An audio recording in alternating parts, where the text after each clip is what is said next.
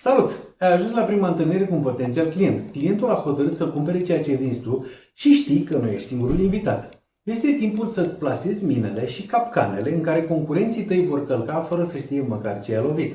Azi vei învăța tehnica fat selling de minarea terenului și de anihilarea concurenței. Sunt Marian Hangamu și urmărești al treilea episod din Fat Selling, tehnica prin care vinzi frică, incertitudine și dubiu ca să-ți înfrângi concurența înainte ca aceasta să aibă ocazia de a lupta. Pentru a fi parte din această conversație, te încurajez să te abonezi la Salesman Pride chiar acum, dând click pe butonul subscribe. Ca să recapitulăm, în episodul anterior am făcut o listă în care am scris 1. Care este piața noastră țintă? Cine sunt potențialii clienți? 2. Care sunt problemele, nevoile sau dorințele pe care promit să le rezolv cu oferta mea? 3. Care sunt diferențiatorii mei și pentru cine sunt importanți? 4. Cine sunt principalii competitori și care sunt punctele lor forte? Când vei începe discuția cu prospectul tău, când vei investiga problemele, nevoile și dorințele lui, trebuie să respecti următoarea regulă. Începi investigația cu problemele pe care le rezolvi mai bine decât competiția, nu cu cele în care ești egal sau mai slab decât competiția. Ne întoarcem la exemplul de data trecută, cel cu mașina de spălat vase cu dedurizator, mai scumpă cu 25% decât produsele concurenței. Să adăugăm acum că mașina ta e destinată restaurantelor și că te întâlnești cu un director de restaurant. Hai să vedem cum se desfășoară dialogul. Mulți directori cu care am discutat în ultimele luni mi-au zis că mașinilor de vas se strică destul de des, de vreo 2-3 ori pe an. Dar dumneavoastră cum e situația? Noi avem două mașini de spălat profesionale și dacă stau să mă gândesc, într-adevăr s-au stricat de 2 ori fiecare în ultimul an, adică de 4 ori în ultimul an. Și firma la care duceți pentru service, ce spune despre cauzele stricării? Ele nu au fost stricate, practic, în afară de o singură situație. A fost nevoie de o curățare, s-au încărcat cu calcar. Din cauza că apa în zona noastră este foarte dură. Într-un caz a fost nevoie să se schimbe niște piese la sistemul de încălzire, cauza fiind tot depunerile de calcar. O problemă destul de des întâlnită la aceste mașini. Și folosiți sare, nu? Folosim maximul de sare recomandată de producătorul mașinii, pentru că, vă spun, la noi e o zonă cu apă foarte dură. Ok. Câtă sare folosiți? Ce volum? Cam 2 cutii de mașină pe săptămână, asta înseamnă 4 cutii pe săptămână. Uf! Ceva? Dacă ar fi să facem calculul la cheltuieli, ar veni în felul următor. Pe lună cheltuiți 160 de lei și pe an 2000 de lei. Cred că e o valoare corectă. Păi, având în vedere că această problemă cu calcar nu este inclusă în garanția dumneavoastră, cam cât v-ar costa aceste reparații? În mod obișnuit, intrarea în service care presupune curățare este 300 de lei. Dacă trebuie să schimbăm piese, e mai mult. Și ați zis că vi se strică destul de des. De 4 ori pe an. 4 ori pe an? Așa s-a întâmplat în ultimul an. Nu știu, anul viitor poate deloc sau poate de 20 de ori, eu știu. Da.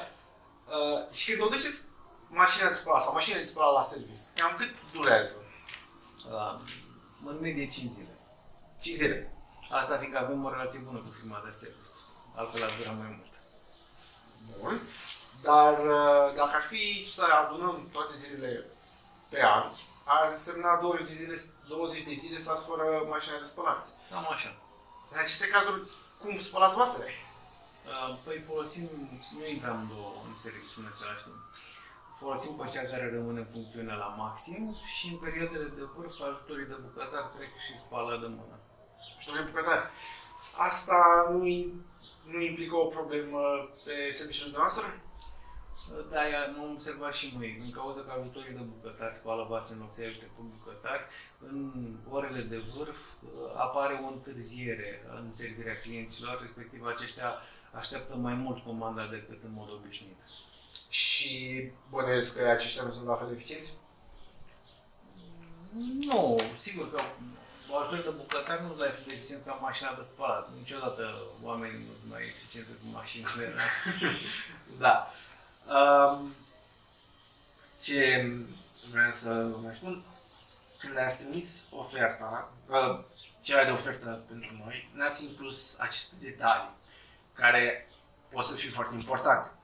Cu acesta, acestea fiind spuse, vă supărați dacă le adaug în oferta noastră?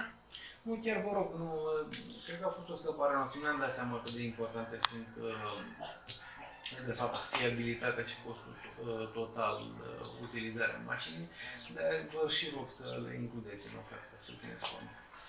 Un alt lucru de adăugat, probabil că nu este important, dar să nu comparați prețurile noastre cu cele ale concurenților, cele de pe piață.